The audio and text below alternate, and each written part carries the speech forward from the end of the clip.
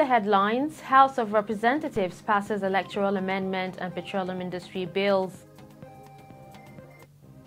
Nigeria, Russia inaugurates National Atomic Energy Joint Committee.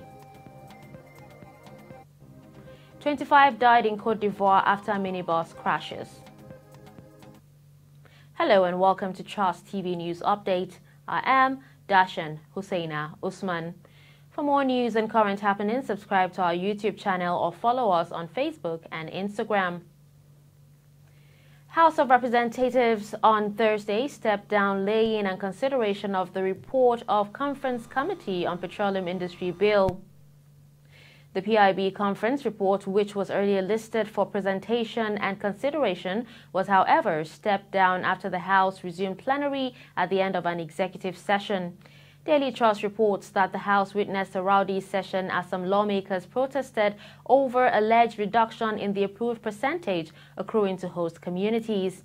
The House had voted 5% for host communities in the PIB earlier passed, while the Senate passed 3%. However, a PDP lawmaker, Chinyere Igwe, created a scene on the floor of the House as he was seen protesting and shouting on the top of his voice over the alleged votes.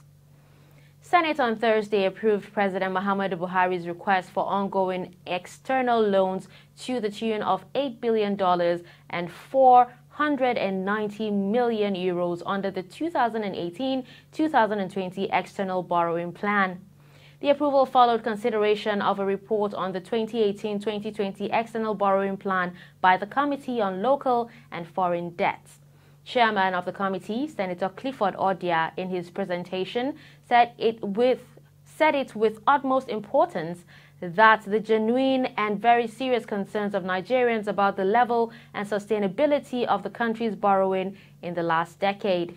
Odia explained that due to the shortfall in the country's annual revenues in relation to the need for rapid infrastructural and human capital development, they had to pass deficit budgets every year, requiring them to borrow to finance the deficit in their budgets. The Sokoto State House of Assembly on Thursday approved the request of Governor Aminu Tambuwal to secure a 6.26 billion naira loan from a consortium of banks. The resolution followed a motion moved by Malami Basakwache, leader in the Assembly, after consideration of the whole House Committee report. The governor's request is contained in a letter dated July 13, presented at plenary on Wednesday. Tambuwal said part of the credit facility is 4.6 billion naira to finance SDG's counterpart funding and certain recurrent expenditures.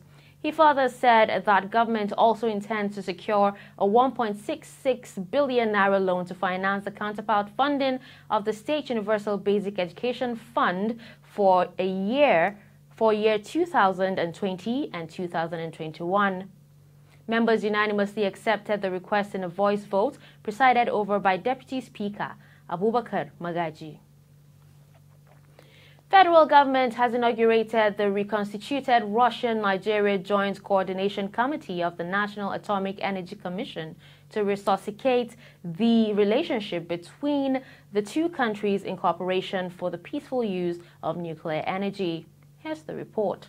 The Secretary to the Government of the Federation, Boss Mustafa, represented by the Permanent Secretary, Ecological Fund Office, Dr. Habib Lawal, inaugurated the members in Abuja.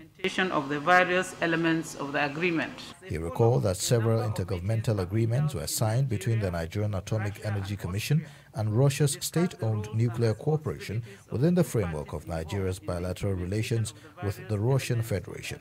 According to him, the agreements cover cooperation in the design, construction and decommissioning of nuclear power plants within the territory of Nigeria.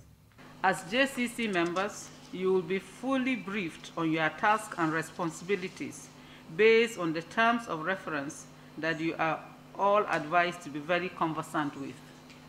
However, it is important to remind you all that the JCC was put in place to allow for effective negotiations, particularly focused on ensuring that Nigeria is not subjected to any unfair trade agreements during the process of Nigeria's engagement and discussions with Rosatom and on the implementation of the various elements of the agreement.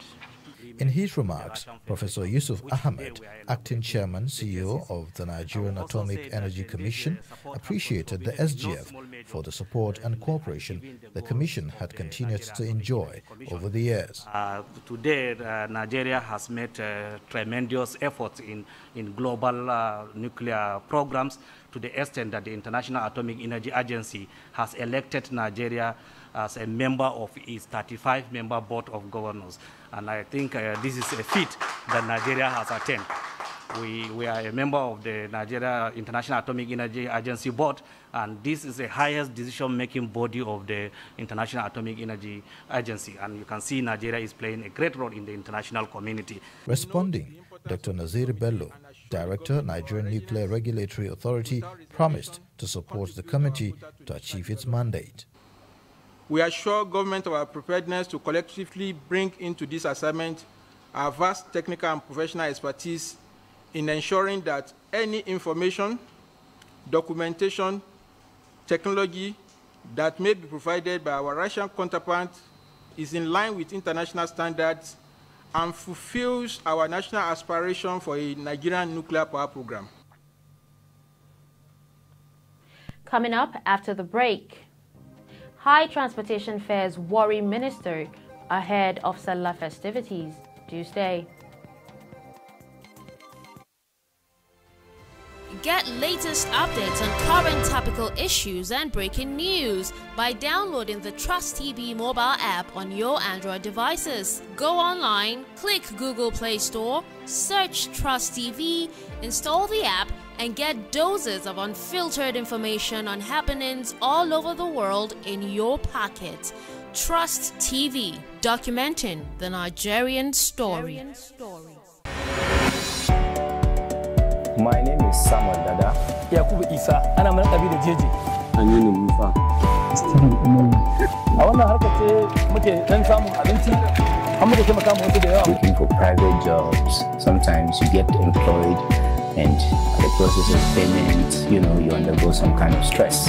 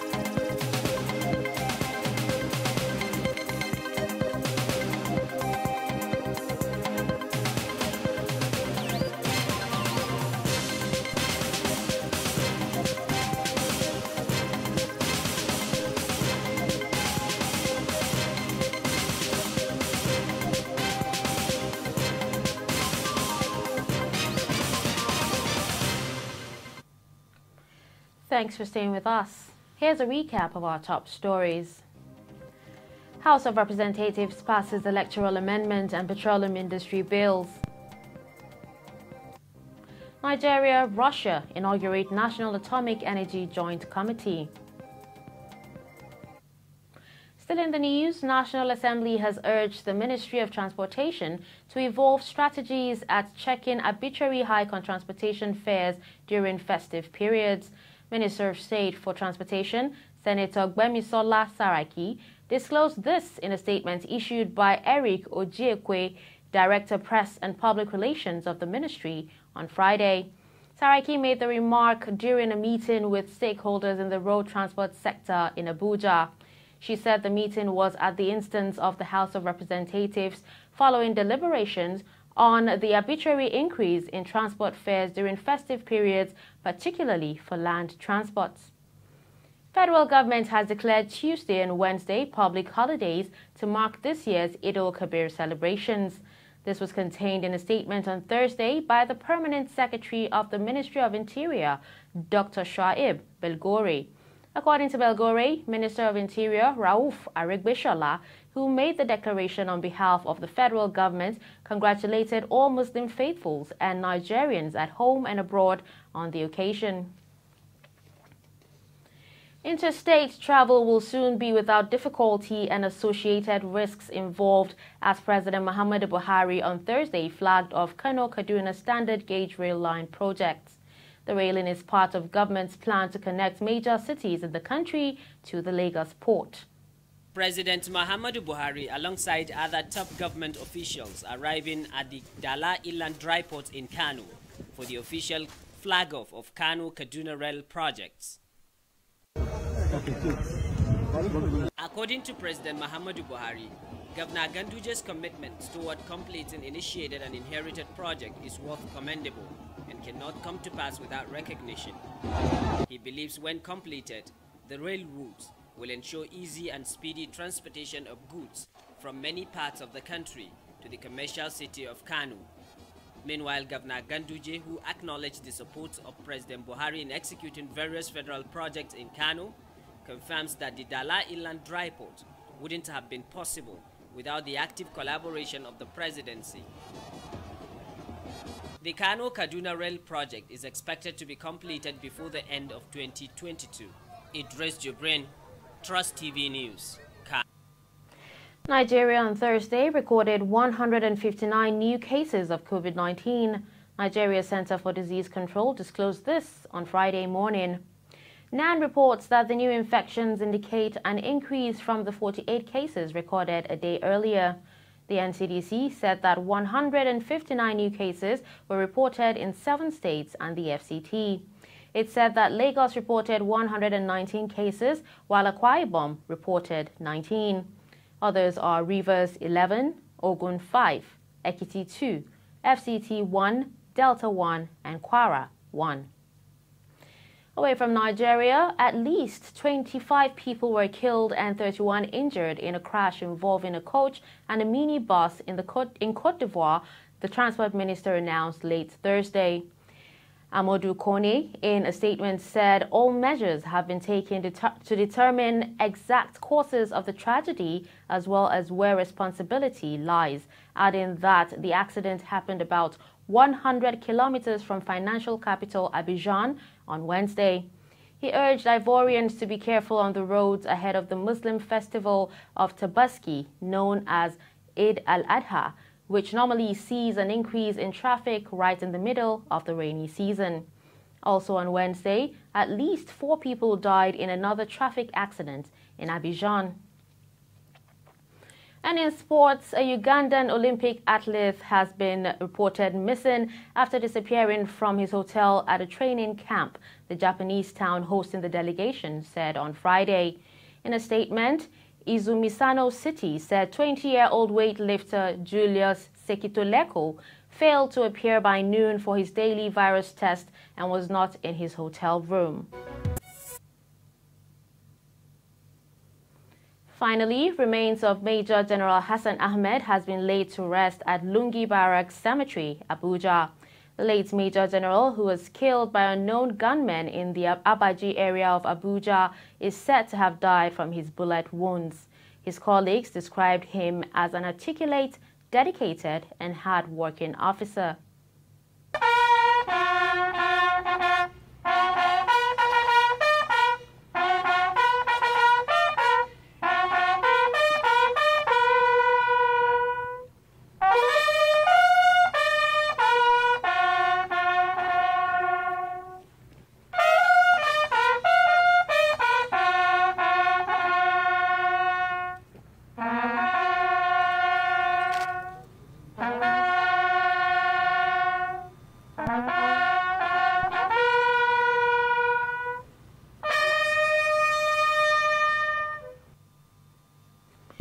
with that, we wrap up the news update. Don't forget to follow us on all our social media platforms. I am Dashan Husseina Usman. Thanks for watching.